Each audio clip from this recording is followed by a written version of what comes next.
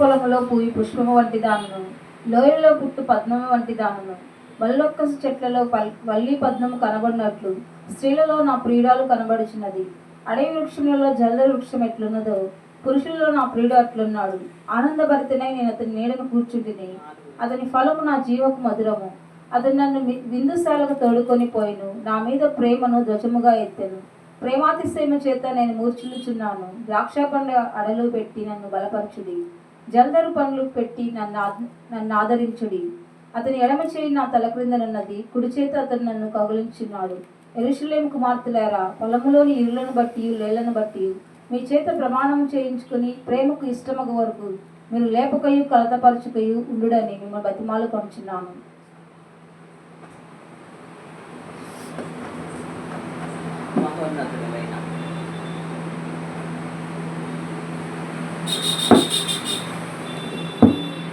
ప్రణతలు వినతులు చెల్లిస్తున్నాం ప్రభా. మీరు మాతో ఉండి మాట్లాడి పరమగీతంలో మా పితృడైన సొలొమోను గారు ఏ రీతిగా నాయన ఈ ధ్యానపూర్వకమైన మాటలు పరలోక పాటగా నా తండ్రి మేము ధ్యానం చేసుకోవటానికి మా జ్ఞానము చాలదు. నా తండ్రి మా పితృడైన సొలొమోను గారిని మా మధ్యకి తీసుకుని వచ్చి మీరు మాతో ఉండి మాట్లాడమని యేసయ్య పరిశుద్ధ నామములు అడిగి వేడుకొంచున్నాను పరలోకపు తండ్రి, ఆమేన్. మరి ఇక్కడ పరమగీతము 2వ అధ్యాయములో మొదటి వచనంలో, నేను షారోను పొలములో పూయు పుష్పం వంటి దానను, లోయలో పుట్టు పద్మం వంటి దానను, బలరక్కసి చెట్టులో వల్లి పద్మము కనబడుచున్నట్లు స్త్రీలలో నా ప్రియురాలు కనబడుచున్నది అంటున్నాడు. మరి ఇక్కడ ఈ పరమగీతం అంటే పరలోక రాజ్యానికి మనము వెళ్ళే మార్గం అన్నమాట ఈ పాటగా. మరి ఇక్కడ ఏమంటున్నాడంటే, నేను షారోను పొలములో పూయు పుష్పము వంటి దానను, లోయలో పుట్టు పద్మము వంటి దానను అంటున్నాడు.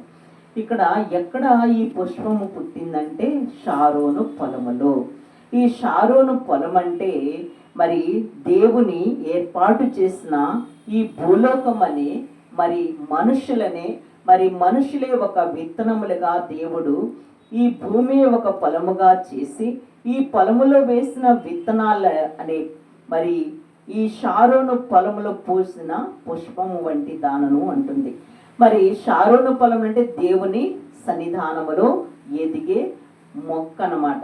అంటే ఈ పుష్పము ఏం చేస్తుంది, ఇది ఎలాగుంది, ఈ పొలములో మరి ఏమి లేకపోయినా సరే, ఈ పొలములో ఏమాత్రము కూడా బలము లేకపోయినా సరే, మరి ఎవరు పోషించకపోయినా సరే, మరి ఈ పొలములో ఏం చేస్తుంది, పువ్వు చక్కగా పుష్పిస్తూ ఉందన్నమాట. మరి ఈ పొలములో వేసిన ఈ చెట్టు ఏ మాత్రము కూడా సొగసు తగ్గకుండా, బలము తగ్గకుండా చక్కగా పూస్తూ ఉందన్నమాట. ఏ దినానికి ఆ దినము ఇవి పుష్పాలు పూస్తూనే ఉంది. ఈ ఈ ఈ షారోను పొలములో పూసిన ఈ పుష్పము వంటి దానను అంటుంది. ఎవరు? ఈ షూలమతి అన్నమాట. ఈ షూలమతి మరి ప్రార్థన చేసుకుంటూ ఉంది దేవుని సన్నిధిలో. తనకి ఎటువంటి కొరతలు ఉన్నా కూడా ఏమాత్రము కూడా పట్టించుకోకుండా ఒక షారోను పొలములో ఎలాగో ఒక చెట్టుకి పుష్పము పూస్తూ ఉందో అలాగూ నేను కూడా ఎటువంటి ఇబ్బందులు ఉన్నప్పటికీ కూడా నా తండ్రి సన్నిధిలో నేను సంతోషభరితురాలుగా నేను ఉంటాను అంటుంది. ఇంకొక దాంతో పోలుస్తుంది, లోయలో పుట్టు పద్మము వంటి దానను అంటుంది. లోయ అంటే అగాధము. ఈ అగాధములో కూడా ఏం చేస్తుందంట, అక్కడ నాటినా కూడా ఇక్కడ పొలములో నాటిన, అంటే పొలం అంటే ఏంటి, ఒక ఎడారి స్థలము. అక్కడ ఎవ్వరు కనబడరు. ఒక పొలములో ఎడారిగా ఉంటది, ఏ మనుషులు కనబడరు. అక్కడ కూడా నాకొక్కలతో కూడా సంబంధం లేదు, నేను చక్కగా పుష్పిస్తూ ఉంటాను. అలాంటి మరి విశ్వాసిని, ప్రార్థనా పర్రాల్ని అని అంటుందన్నమాట. ఆ తర్వాత లోయలో పుట్టు పద్మము వంటి దాన్ని, మరలా ఇంకొక చెట్టు ఎక్కడ వేసాడంటే దేవుడు లోయలో వేశాడనమాట. లోయలో వేసినప్పుడు అక్కడ కూడా ఎవరు ఆదరణ అనేది ఆ చెట్టుకి దొరకదనమాట. అలాగున అయినప్పటికీ అక్కడ కూడా ఒక పద్మము వలె అది వికసిస్తూ ఉందన్నమాట. పద్మము అంటే మరి ఏంటంటే తామర పుష్పం అన్నమాట. అలాగున అది లోయలో ఉన్నా కూడా అది ఏం చేస్తుంది, చక్కగా మరి పద్మము వంటి దానను అక్కడ పుట్టినా, లోయలో పుట్టినా, పొలములో ఉన్నా, ఎక్కడ ఎటువంటి స్థలములో ఉన్నా కూడా నేను చక్కగా ఉంటాను, నాకు ఎటువంటి దిగులు లేదు, భయము లేదు అనేసి మరి ఒక పొలములో ఉన్న పుష్పాలకి, లోయలో పుట్టు పద్మాలకి తో ఈవిడ పోల్చుకుంటూ ఉందన్నమాట. మరి ఎటువంటి కొరతలు ఉన్నా కూడా ఏమాత్రము భయపట్టలేదు, దిగులు పట్టలేదు. లోయలు అంటే మరి నా హృదయ లోతుల్లో నుండి నా బాధ తన్నుకొని వస్తుంది అని అంటూ ఉంటామన్నమాట. మన హృదయ లోతుల్లో ఉన్న బాధ అది ఎవ్వరికి కనబడదు, ఎవరికి వినబడదు. మరి మన మట్టుకు మనకే వినపడిద్ది, మన మట్టుకు మనమే బాధపడుతూ ఉంటాము. అలాగున అయినప్పటికీ కూడా నేను లోయలో ఉన్నా, లోయలంటి బాధల్లో ఉన్నా కూడా ఏ మాత్రము కూడా నేను నా తండ్రికి అవమానము తీసుకురాను. నన్ను పుట్టించిన వాడు నాకు చక్కగా పోషకుడై ఉన్నాడని నేను అనేకులకు చెప్పుకుంటానే కానీ నేనే మాత్రము భయపడను అనేసి ఇక్కడ ఆవిడ మరి చెప్తూ ఉందన్నమాట. మరి ఒక పొలములో పుట్టిన పుష్పం అంటుంది, లోయలో పుట్టు పద్మం వంటి దాన్ని అంటుంది. ఇంకొకటి ఏంటంటే బలరక్కస చెట్లలో వల్లి పద్మముగా కనబడినట్లును అంటుంది. మరి ఇక్కడ దేవుడు ఒక విశ్వాసిని వర్ణించిన రీతిగా ఇక్కడ కనబడుతూ ఉందన్నమాట. బలరక్కసి చెట్లలో వల్లి పద్మము కనబడినట్లు స్త్రీలలో నా ప్రియురాలు కనబడుచున్నది అంటున్నాడు. మరి బలరక్కసి చెట్లు ఎలాంటి చెట్లు, చెట్లో బలరక్కసి అంటే ఏంటి, అది ఆ చెట్టుకున్న పువ్వు కానీ, ఆ చెట్టు కొమ్మలు కానీ ఆ బలరక్కసి చెట్టులో ఉంటే అటు తిరిగినా ఇటు తిరిగినా అవి గొచ్చుకుంటాయి, గాయాలవుతూ ఉంటాయి అన్నమాట. అలాంటి స్థలములో కూడా ఏమాత్రము కూడా చెక్కు చెదరకుండా తన పని తను చేసుకుంటూ, వల్లి పుష్పం అంటే తెలుసు కదా, కాడగలిగిన ఒల్లి మొక్కలు అన్నమాట. అవి పూలు తెల్లటి పూలు కాగడా వలె ఉంటాయి అన్నమాట, కాగడా పూలు అంటారు. అలాగున మరి వల్లి పద్మము కనబడినట్లు స్త్రీలలో నా ప్రియురాలు కనబడుచు ఉన్నది. ఎటువంటి స్థలములోనైనా, ఎటువంటి వాతావరణంలోనైనా, లోయల్లోనైనా, పొలములోనైనా, బలరక్కసి చెట్లలోనైనా, ఎక్కడైనా సరే దేవుని బిడ్డలంట చక్కగా ఉంటారంట. మరి దేవుడు కనబడుతూ ఉంటాడు కాబట్టి ఆ కనబడే దేవుడిని చూస్తూ ఉన్నప్పుడు మనకి ఈ మనుషుల వైపు కానీ, వాళ్ళకున్న క్రియల వైపు కానీ, వాళ్ళు పెడుతున్న బాధల వైపు కానీ, మనకొస్తున్న ఇబ్బందుల వైపు కానీ ఏ మాత్రము కూడా మనము చూడమంట. ఈ సాతాను మనల్ని రకరకాలుగా ఇబ్బంది పెట్టినప్పుడు ఆ ఇబ్బందుల్లో ఏమవుతుందంట, దేవుడు కనబడుతూ ఉన్నాడంట. మన ప్రభుని యేసుక్రీస్తు 33.5 సంవత్సరాలు ఈ లోకములో చాలా బాధలు అనుభవించాడు, అవమానాలు అనుభవించాడు, చాలా మాటలు కూడా పడ్డాడు. ఎందుకు ఇవన్నీ జరుగుతూ ఉన్నాయి, ఎందుకంత నిబ్బరముగా దేవుడు ఉన్నాడంటే మరి తన తండ్రి పరలోకములో నుండి తన్ను బలపరుస్తూ, తన వైపు చూస్తూ, దేవదూతలు వచ్చి పరిచయం చేస్తూ రకరకాలుగా పరలోక సమూహం అంతా కూడా మరి యేసు ప్రభుకి కనబడుతుంది. కాబట్టి మరి ఆ యేసు ప్రభు ఏం చేశాడు, ఎటువంటి కష్టాన్నైనా ఆయన ఏమాత్రము కూడా మరి ఇబ్బంది పడకోకుండా పరలోకం అంతా కూడా బలపరిచిందనమాట. అలాగున మాదిరికరముగా మనల్ని కూడా దేవుడు ఏం చేస్తాడంటే ఆ పరలోక సమూహం అంతా కూడా మనల్ని బలపరిచిద్దనమాట. మనం ఎప్పటికప్పుడు బాధపడుతూ ఉన్నప్పుడు, మనుషులు మనల్ని ఇబ్బంది పెట్టినప్పుడు, బలరక్కసి కలిగిన గాయము చేసే రక్తము కారే చేష్టలు మన మీదకు వచ్చినా కూడా, లోయల్లోకి తోసివేసినా కూడా, మరి లోయల్లో అంటే చాలా ఒంటరితనం అనమాట, ఎవ్వరు ఆదరించలేని తనం అనమాట. అలాంటి స్థితిలో కూడా మన ప్రభు కనబడుతూ ఉంటాడు కాబట్టి మరి ఏమంటున్నాడు, పాతాళములో ఉన్నా నేను అక్కడికి వస్తానంటున్నాడు, ఆకాశానికి ఎక్కిపోయినా నేను అక్కడికి వస్తానంటున్నాడు. కాబట్టి ఇక మనకు భయం లేదు కదా అనేసి ఈ తన స్త్రీ అంటే ఒక మరి విశ్వాసి గురించి దేవుడు వర్ణిస్తూ ఉన్నాడనమాట. ఆ తర్వాత స్త్రీల్లో నా ప్రియురాలు కనబడుచు ఉన్నది అంటున్నాడు. అలాగున అడవి వృక్షములలో జల్దరి వృక్షం ఎట్లున్నదో పురుషులలో నా ప్రియుడు అట్లున్నాడు. ఆనందభరితులై నేను అతని నీడను కూర్చుంటిని అంటుంది. ఈవిడేమంటుంది, మరి ఈ విశ్వాసి ఏమంటుంది, ప్రభుని గురించి వర్ణిస్తూ ఉందన్నమాట. అడవి వృక్షములో జల్దరి వృక్షం ఎట్లున్నదో పురుషులలో నా ప్రియుడు అట్లున్నాడు అంటుంది. మరి ఆమె ఏమని వర్ణిస్తుందంటే, మరి ఎలా ఉన్నాడంట, అడవి వృక్షంలో అంటే అడవిలో చాలా చెట్లు ఉంటాయి అన్నమాట. వృక్షం అంటే చెట్టు అన్నమాట. అనేక చెట్లు ఉంటాయి, అక్కడ రకరకాల చెట్లు ఉంటాయి. ఈ చెట్లన్నిట్లో కూడా ప్రత్యేకమైన చెట్టు జల్దర వృక్షం అంట. ఈ జల్దర వృక్షం క్రింద ఒక నీడ ఉన్నట్లుగా ఆ నీడలో కూర్చుంటానికి నా ప్రియుడు కనబడుచు ఉన్నాడు అంటుంది. జల్దర వృక్షం ఎట్లున్నదో పురుషుల్లో నా ప్రియుడు అట్లు ఉన్నాడు అంటుంది. మరి ఒక కుమార్తెని తండ్రి ఏమంటాడంటే, మరి ఇంగ్లీష్లో ఏమంటాడంటే మై డార్లింగ్ అంటాడనమాట. అంటే ఏంటి, తన ప్రేమను విపరీతమైన కుమార్తె మీద ప్రేమ కలిగినప్పుడు ఆ మాట వచ్చేసిద్ది అనమాట. అలాగున ఇక్కడ మరి అలాంటి తండ్రిగా దేవుడు కనబడుతూ ఉన్నాడనమాట. ఈ విశ్వాసికి ఎంత ప్రేమ కనబరుస్తూ ఉన్నాడంటే అంత ప్రేమ ఆమె వివరిస్తూ ఉందన్నమాట. నేను నీ దేవుళ్ళలో ప్రత్యేకత ఏమిటి అని ఎవరైనా అడిగితే అప్పుడు ఆవిడ వర్ణిస్తూ ఉంది, జల్దరి వృక్షము అంటుంది.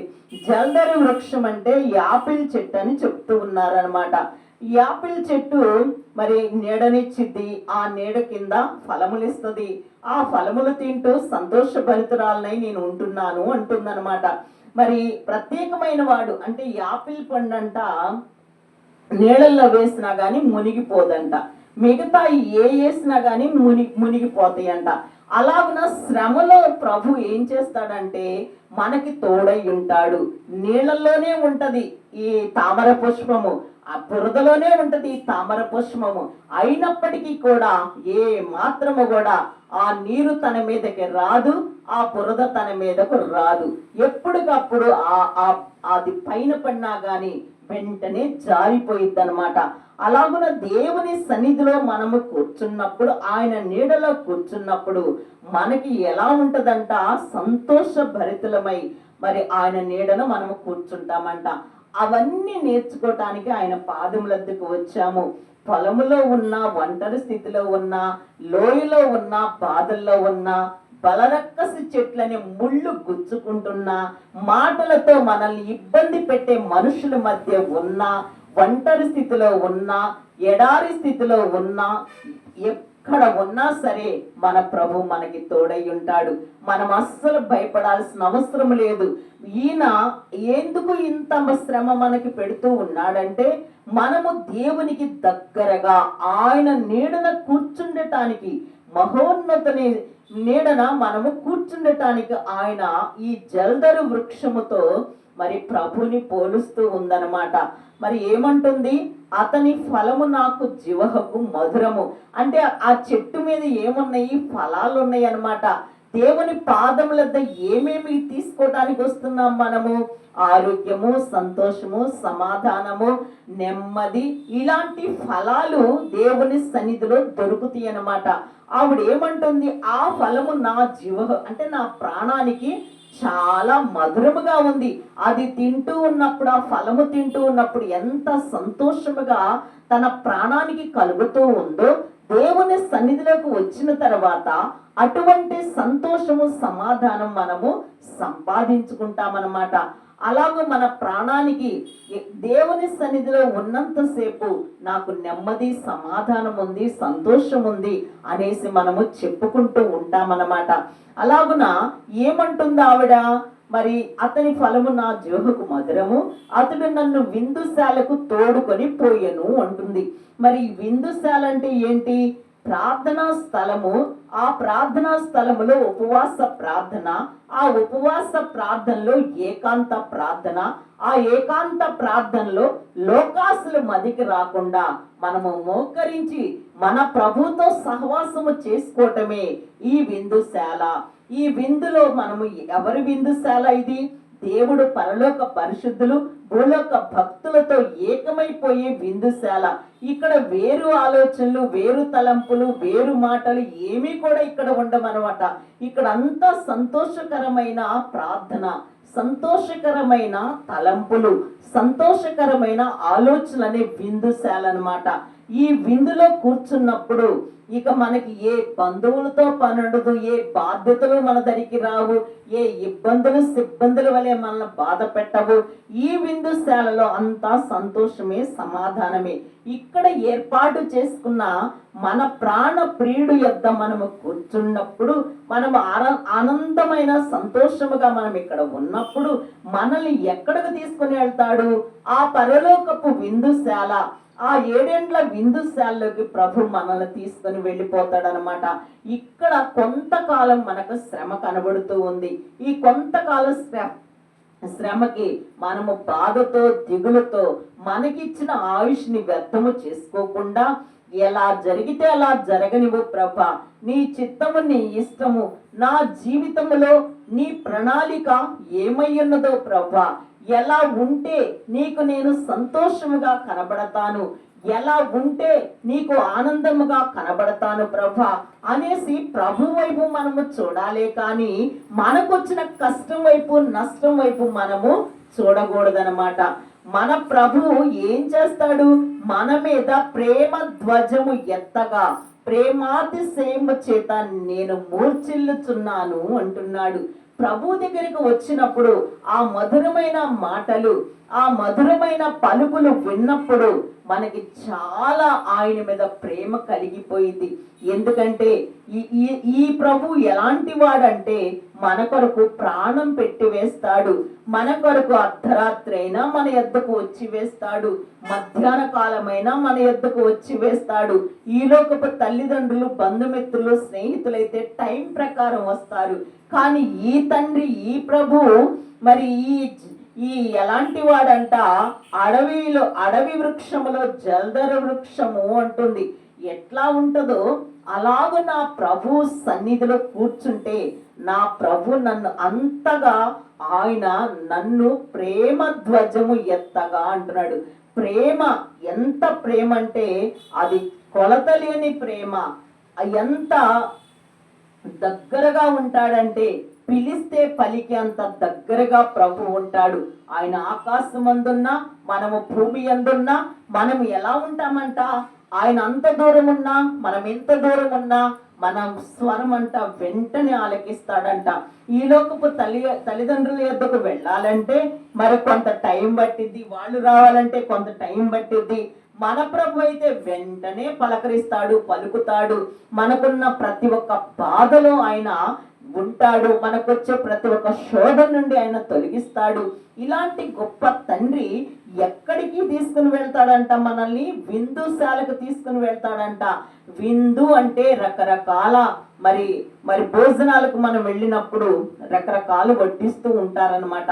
అలాగున అవన్నీ ఇప్పుడు మనం ఇక్కడైతే చాలా కష్టాలు అనుభవిస్తున్నాము, కానీ మనల్నంట ఈ కష్టాలన్నీ కూడా వెళ్ళిపోయినాక మనం ఈ లోకాన్ని విడిచిపెట్టి పరలోకానికి వెళ్ళిన తర్వాత అక్కడ 7 ఏండ్ల విందు ఉండిద్దంట. ఆ 7 ఏండ్ల విందులో మనం పోగొట్టుకున్న సంతోషం అంతా అక్కడ దొరికింది. మనం పోగొట్టుకున్న బంధుత్వం అంతా ప్రభు చూపిస్తాడు. మనం పోగొట్టుకున్న ఆహారం అంతా కూడా ప్రభు పెట్టివేస్తాడు. అటువంటి విందుశాలకి 1 రోజు 2 రోజులు కాదు కానీ 7 ఏండ్ల విందు అంట. ఇలాంటి విందుని మన ప్రభు పొందుగా చేర్చి మనతో సహవాసము చేస్తూ ఉంటాడు. ఇక మనకు ఆకలి దప్పులు ఉండవు. ఎవరి వైపు మనము చూడాల్సిన అవసరం లేదు, ఎవరు మనకు తోడుగా ఉండాల్సిన అవసరం లేదు. మన ప్రభువే స్వయముగా మనల్ని వచ్చి ఇంత కష్టం అనుభవిస్తుంది నా కుమార్తె, నా కుమారుడని ఆయన తన ప్రత్యేకమైన విందుశాలకు తోడుకొని వెళతాడనమాట. మరి ప్రేమ మీద నా మీద ప్రేమ ఎంత ప్రేమ అంటే అది మనము చెప్పలేనంత ప్రేమ అన్నమాట. తల్లిదండ్రులైనా, బంధుమిత్రులైనా ఏదైనా మనం ఇస్తేనే వాళ్ళు మనల్ని ప్రేమిస్తారు. కానీ మనం ఏమి ఇవ్వకపోతే ఎవరు మనల్ని ఆదరించరు. కానీ మన ప్రభు అయితే మరి కుంటి వాళ్ళనైనా, గుడ్డి వాళ్ళనైనా, చెవిటి వాళ్ళనైనా, నోరు లేని వాళ్ళనైనా అంగవైకల్యం ఎటువంటి పరిస్థితిలో ఉన్నా కూడా రోగస్తులైనా సరే మనల్ని హత్తుకోగలిగిన మన తండ్రి అన్నమాట. ఆయన ప్రేమ మరి ఒక్కొక్కరి మీద ఒక్కొక్క రకముగా ఉండదు, అందరికీ సమానముగా ప్రేమ పంచుతాడు. మనం ఎటువంటి వారిమైనా సరే, మనము దేవునికి ఇష్టం లేని పనులు చేసినా సరే మనల్ని ఏం చేస్తాడంట, ఆయన మనల్ని ఎంతగానో ప్రేమిస్తాడంట. ఆయన ప్రేమ ధ్వజము ఏమంటున్నాడు, ఎత్తగా ప్రేమాతిశయము చేత నేను మూర్ఛిల్లుచున్నాను. ఇంత ప్రేమను నేను ఇన్నాళ్ళు ఎందుకు పోగొట్టుకున్నాను ప్రభా, ఇంత ప్రేమను నేను ఎందుకు విడిచిపెట్టుకున్నాను ప్రభా, ఇంతకాలము నేను లోకములో ఎందుకున్నాను ప్రభా.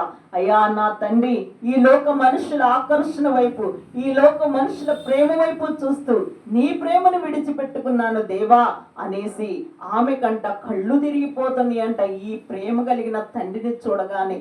మరి అలాగ నా మూర్ఛిల్లు పోతూ ఉన్నాను అంటూ ఉందన్నమాట. ఆ తర్వాత జల్దర పండ్లు పెట్టి నన్ను ఆదరించుడి అంటుంది. వెంటనే ఏమంటుంది, మరి ఏదోను వనములోనంట మరి ఆదాము అవ్వమ్మని అక్కడ ఒక చెట్టు వేస్తే ఆ చెట్టు పండు తినవద్దు అన్నాడు ప్రభు. ఆ జల్దరు వృక్షమే అక్కడ ఉందంట. అది ఆ యాపిల్ చెట్టు అంటున్నారు అనమాట. అది ఎలా ఉంటది, చూపుకి ఎలా ఉంటది, రమ్యముగా ఉంటది. అన్ని ఫలాల కంటే యాపిల్ పండు చాలా ఆకర్షణీయంగానే ఉంటది, చక్కగా ఉంటది, దాని రూపం బాగుంటది, దాని రుచి బాగుంటది. మరి ఇలాంటి ఆకర్షణీయమైన చెట్టు ఏదోను వనంలో వేసిన అదే చెట్టుని ఇక్కడ ఈవిడ వర్ణిస్తూ ఉందన్నమాట.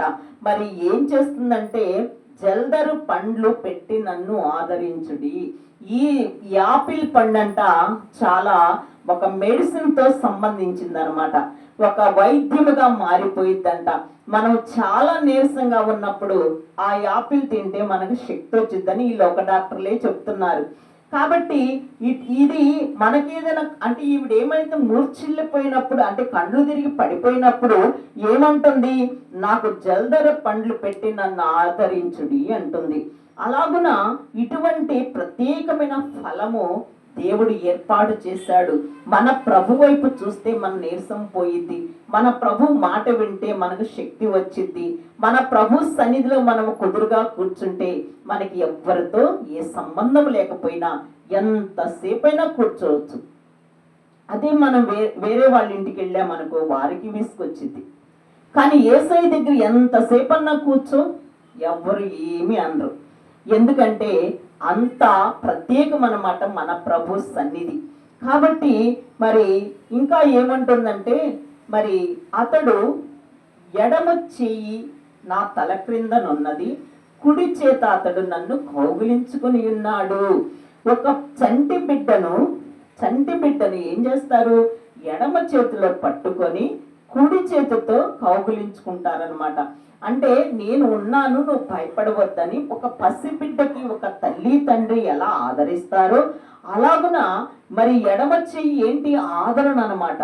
కుడి చెయ్యి అంటే ఆశీర్వాదం అనమాట. ఈ కుడి చెయ్యి తల మీద పెట్టి నేను ఉన్నాను, నీకు నీ ఆలోచనలు నీ తలంపులకు నీకు తోడై ఉంటాను, నువ్వు భయపడవద్దు, దేనికి దిగులు పడవద్దు, నీకు నేను తోడై ఉన్నాను, నా ఎడమ చేత్తో నిన్ను ఆదరిస్తున్నాను, నా కుడి చేత్తో నిన్ను ఆశీర్వదిస్తాను అంటున్నాడు ప్రభు.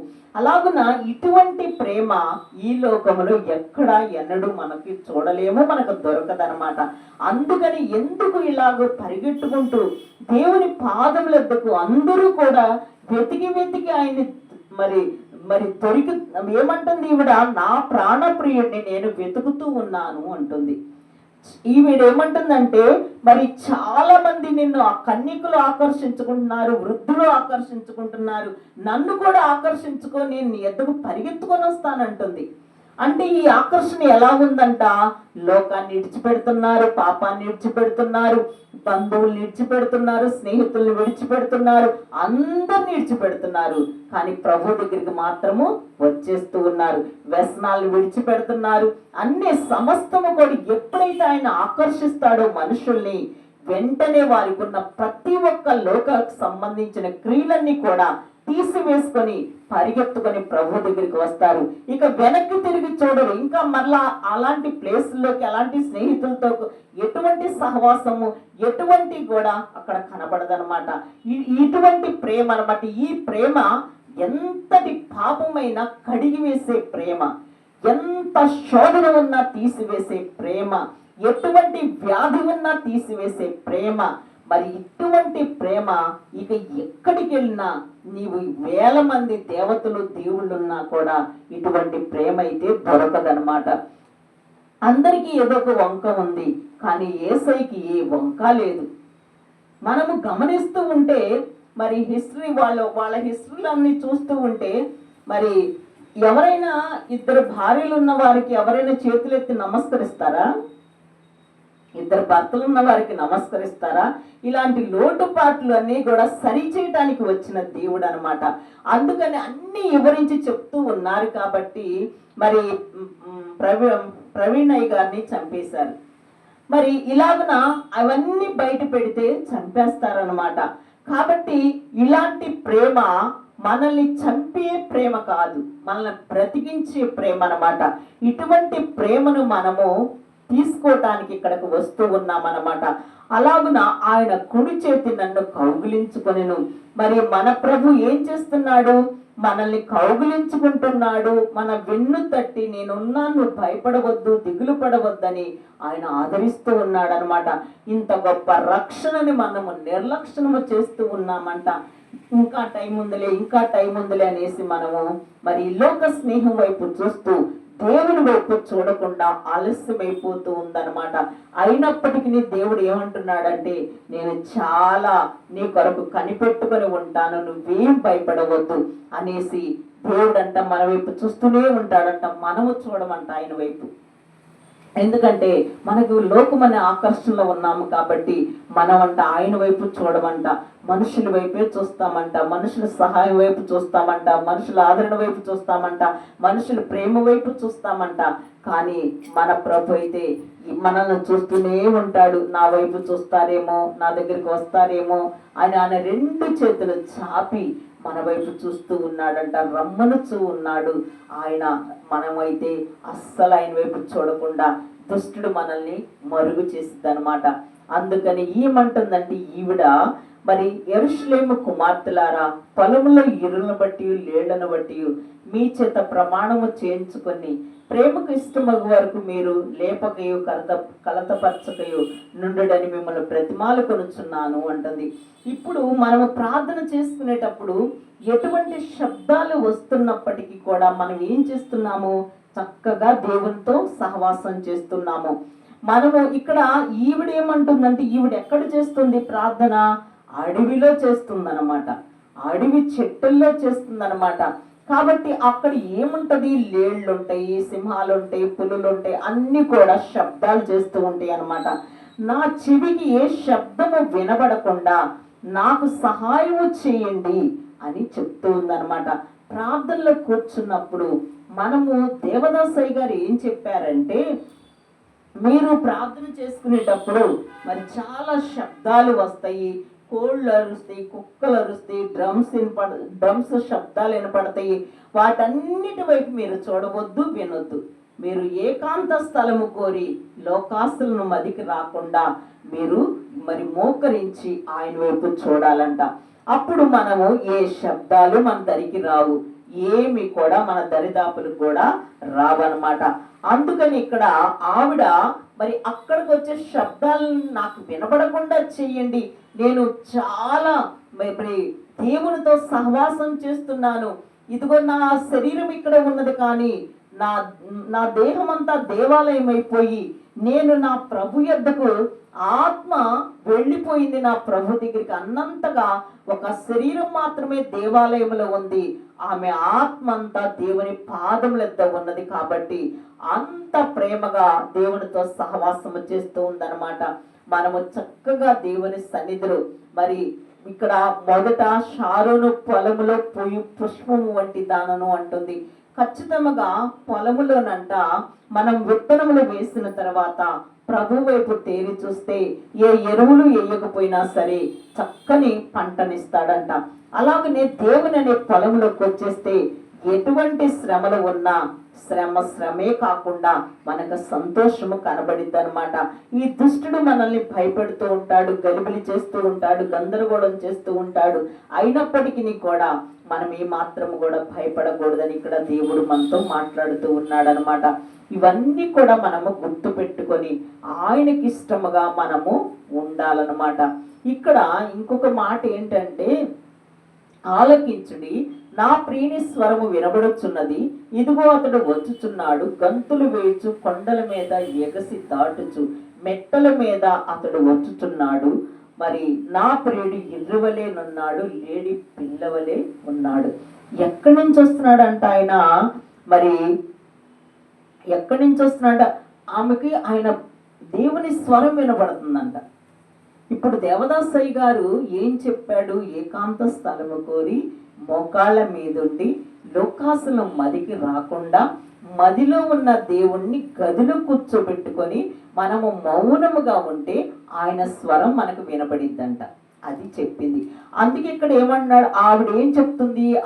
ఆమె ప్రార్థన చేసుకుంటూ నా ప్రియుని స్వరం నాకు వినబడుచు ఉన్నది అంటుంది. ఎలా? కళ్ళు మూసుకుంటే ఆమె చెవులు కంట ఆయన ఎగసి ఎగసి కొండలు మెట్టెలు అన్ని దాటుకుంటూ వస్తూ ఉండే శబ్దము ఆమెకి వినబడుతుందంట. ఇంత బాగా మనము దేవునిలో లీనమైపోయే ప్రార్థన మనము నేర్చుకోవాలి. మరి గంటలు గంటలు కూర్చున్నామన్నది కాదు, కానీ ఒక 10 నిమిషాలైనా సరే మనం ప్రభువుతో గడిపేయాలన్నమాట. మరి నేను ఎక్కడికైనా కాకాని తోట వెళ్ళినా, ప్రసాద్ నగరం వెళ్ళినా, ఇంట్లో ఇక్కడ కూర్చున్నా కానీ నేను కళ్ళు మూసుకుంటాను తప్పితే కళ్ళు తెరవనన్నమాట.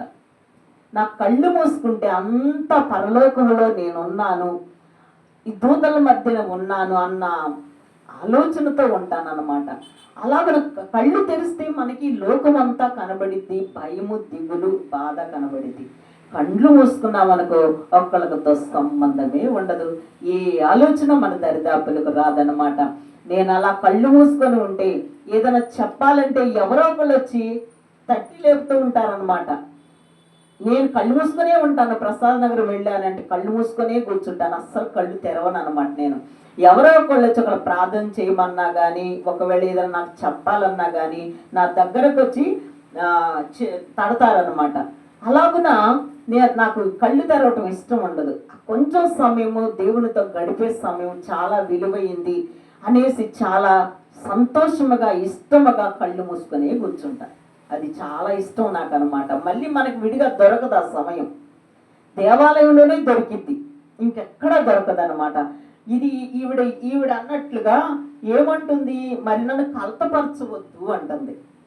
కలతపరచొద్దు అంటుంది. కళ్ళు తెరిస్తే ఎవరో ఒకళ్ళు మనల్ని కలతపరుస్తూ ఉంటారనమాట. ఈ సమయము చాలా విలువైంది కాబట్టి మన విలువని మనము దేవుని సన్నిధిలో కాపాడుకోవాలన్నమాట. ఇంకా నువ్వు ఇంట్లో ఉన్నా, వీధిలో ఉన్నా, ఎవరితో ఉన్నా ఇంత ఇంత ఇంత బాగా ఉండదు అనమాట. అందుకనే నాకు అలాగా ఇష్టం అనమాట. నేను ఒక్కదాన్ని వెళ్ళాను అనుకోండి, ఇంకా ఏదో ఒకటి పట్టుకొని అయినా సరే ముందు కూర్చొని మోకాళ్ళ మీదే ఉంటా. అసలు మోకాళ్ళ మీద ఉంటే ఇంకా ఇంకా ఇష్టం అనమాట. అలాగున మన శరీర అవయవాలన్నీ కూడా దేవునికి సమర్పణ చేసుకోవాలి. చేసుకుంటే కంటితోనూ నోటితోనూ సమస్తము కూడా ఆయనకి సమర్పణ చేసుకున్నప్పుడు మనకు అటువంటి ఏకాంత ప్రార్థన వచ్చిద్దనమాట. అందుకనే ఇలాగున ఆయన ఎట్లా వస్తున్నాడో మనము చూడాలన్నమాట. ఆలకించుడి, నా ప్రియుని స్వరం వినబడుచున్నది, ఇదిగో అతడు వచ్చుచున్నాడు, గంతులు వేయచ్చు.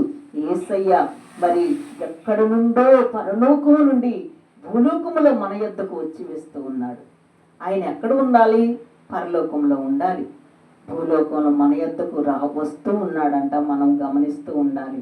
నువ్వు ఎక్కడ కూర్చున్నా, ఎక్కడ ఎట్లా ఉన్నా కానీ నువ్వు దేవా తండ్రి అని మనసు పెట్టి పిలిస్తే అక్కడ పరిగెత్తుకుంటూ వస్తాడంట. అది ఇక్కడ ఈవిడ ఎక్కడో ఉండి ప్రార్థన చేస్తుంటే ఈవిడి యొద్దకు అలాగున వచ్చేస్తున్నాడంట మరి దేవుడు. అలాగూ మనము కూడా మనము దేవునితో ఎలా సహవాసం చేయాలి, ఎలా ఉంటే ప్రభు స్వరం మనం వినగలము. అది లోయలో ఉన్న, పొలంలో ఉన్న, బలరక్కస చెట్ల మధ్య ఉన్న చాలా మంది భర్తలైన వారు భార్యలు బాధిస్తూ ఉంటారనమాట. బలరక్కసి లాంటి మనుషుల మధ్య అనమాట అలా ఉండటం అనమాట. చాలా మంది మరి మరి దుర్మార్గులు, దుష్టులు కలిగిన భర్తలు ఉంటారు, వాళ్ళతో కూడా పడాలన్నమాట. అలాంటివన్నీ కూడా ఎలాంటి స్థితిలో ఉన్నా కానీ నా తండ్రి నాకు తోడై ఉన్నాడు, నేను భయపడినని చాలా మంది స్త్రీలైన వారు ఏం చేస్తారు, వారి గృహాల్లో ఎంత శోధనైనా అనుభవించి ఉంటారనమాట. అందుకు ఇవన్నీ కూడా గుర్తు పెట్టుకొని మరి మనం ఎక్కడ ఉన్నా ఏం చేస్తున్నా మన తండ్రి మనకు తోడై ఉంటాడు కాబట్టి ఇక మనకు దిగులు భయం ఉండకూడదని ఈ సన్నిధి అనమాట. ఇక లోకములో ఉంటే మనకి ఎలాగైనా భయం వచ్చేసింది, ఇక్కడ ఉంటే భయం రాదు. అలాగున్న దేవుడు వాక్యం దేవుడు దీవించునుగాక. ప్రార్థన చేసుకుందాం. మహోన్నతుడు అయిన తండ్రి, మహిమ కలిగిన దేవ, వందనాలు స్తోత్రాలు ప్రణతలు వెణుతలు చెల్లిస్తూ ఉన్నాను ప్రభా. ఈ రాత్రికాల సమయమందు నా తండ్రి పరమగీతములో నాయన 2వ అధ్యాయంలో ప్రభా, నా తండ్రి నాయన మా పితరుడైన సొలొమోను గారు ఒక విశ్వాసుని గురించి నాయన వర్ణిస్తూ ఉన్నాడు. దేవుని ప్రేమ ఎలా ఉంటుంది, ఒక భూమి మీద ఉన్న మానవుల మీద దేవుని ప్రేమ ఎలా ఉంటుందో, మానవులు దేవుణ్ణి ప్రేమిస్తే వాళ్ళ ప్రేమ ఎలా ఉంటుందో అని తండ్రి నాయన ఇక్కడ తెలియపరుస్తూ ఉన్నాడు. ఒక ప్రాణ ప్రియుడుగా, ప్రాణ ప్రియురాలుగా మరి నా తండ్రి ఇక్కడ ఒక ప్రాణానికి ప్రాణము పెట్టి ప్రియుడు మన ప్రభువైన యేసుక్రీస్తు. ఈ యేసుక్రీస్తు ప్రేమ ధ్వజము మనం బ్రతికున్నంత కాలము కూడా ఉంటుంది కాబట్టి ఎటువంటి భయము దిగులు లేకుండా, ఒక్కొక్క మనిషికి ఒక్కొక్క శ్రమ ఉంటుంది, అందరికీ ఒక రకమైన శ్రమలు ఉండవు కాబట్టి శ్రమను బట్టి, కష్టమును బట్టి దేవుని పాదములందు మనము కుదురుగా కూర్చొని ప్రభుతో సహవాసము చేస్తాము. అలాంటి ప్రేమ అనే విందుశాలకు దేవుడు మనల్ని తోడుకొని వచ్చి ఈ వాక్యం అనే విందు, ఈ ప్రార్థన అనే విందు, ఈ పాటలనే విందులోకి ఆయన మనల్ని తీసుకొని వచ్చి మన ప్రాణము ఎంతో సంతోషముగా ఉంచటము కోసము, నా బిడ్డలు ఇంటికి వెళ్ళినా కూడా సంతోషముగా ఉండాలి, సమాధానముగా ఉండాలని ఈయన వాక్యం ద్వారా మనల్ని ప్రేమిస్తూ ఉన్నాడు, ఆదరిస్తూ ఉన్నాడు, బలపరుస్తూ ఉన్నాడు, ధైర్యమిస్తూ ఉన్నాడు.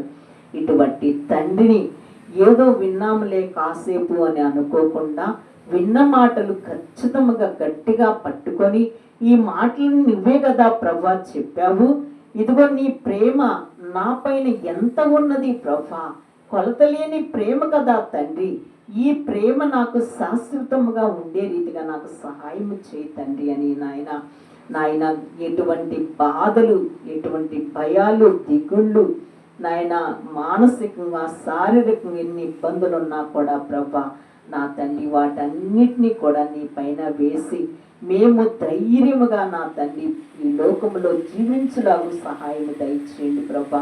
మీకు వందనాలు స్తోత్రాలు చెల్లిస్తున్నాయన.